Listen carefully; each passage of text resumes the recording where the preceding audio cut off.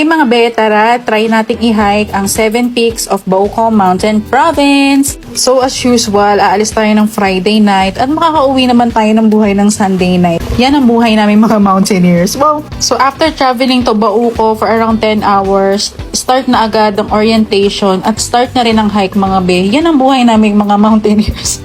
Walang tulog, walang pahinga, diretso hike. Medyo late na nga kami nag-start nito 9 AM ang start namin, kaya medyo naghahabol kami para matapos talaga namin yung 7 peaks mga be. So, ang difficulty level nga pala ng Bauco 7 Peaks ay 6/9.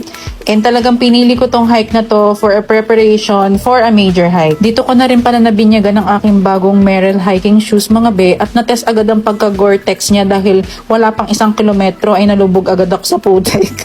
Asusyo nga, chares. I booked this via Fake Mountaineers pala mga be. Pangalawang hike ko na sa kanila nito. Kasama na dyan ang transpo and yung food mo.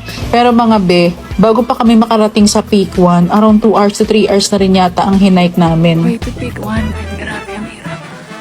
7 more peaks to go. Still not in peak 1. Matatapos kaya ang 7 peaks for today's video. More assault pa, nakarating na rin finally ng peak 1. Peak 1. Open space na yung Yan, nurse. Kain tayo. Sa peak 1 na rin pala kami inabutan ng lunch. Go to baon ko talaga sa bundok yung tuna paella ng San Marino. So San Marino baka naman. More hike pa, nakarating na rin kami ng peak 2 pero wala yata akong picture doon and video dahil nahirapan si Bess. Pero overall, enjoy ko pa rin talaga every hike kasi ang ganda ng view and dito mo talaga marirealize na isa ka lang tuldok sa isang malawak na Uy, Cara David here. Mga be, welcome to peak number 3. Ang layo. Ang hirap. Mga be, 3 PM na kami nakarating sa peak number 3. Ganun yung gap niya ha, isipin mo bawat peaks. So dito pa lang, iniisip na nung guide namin kung tutuloy ba kami para matapos yung 3 more peaks. Ito naman, nandito na ako sa 4th peak niya mga be, pero mga alas 5 na yan. So nung mga alas 6 na, nag-decide na kami na wag na gumora sa 5 and 6 na peak. Okay, I conquered 4 peaks of Bauco. Pero may isa pang bundok, Mount Polis. So gagabihin na talaga kami doon. And doon na rin naman kami magsistay. Grabe yung pagod ko. Buwis buhay.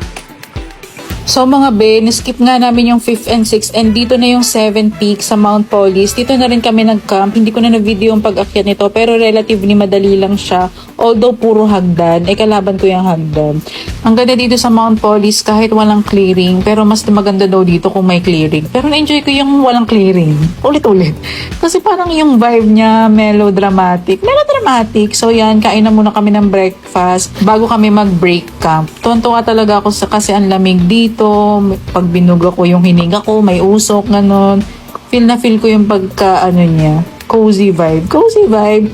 So yun lang mga be, siguro around mga 10 AM, titry namin magantay kung magka-clearing pero hanggang dito na lang talaga. So yun lang mga be, bumaba na rin kami niya, nag-coffee, bumiyahe at nag-lunch ng Mang Inasal sa La Union.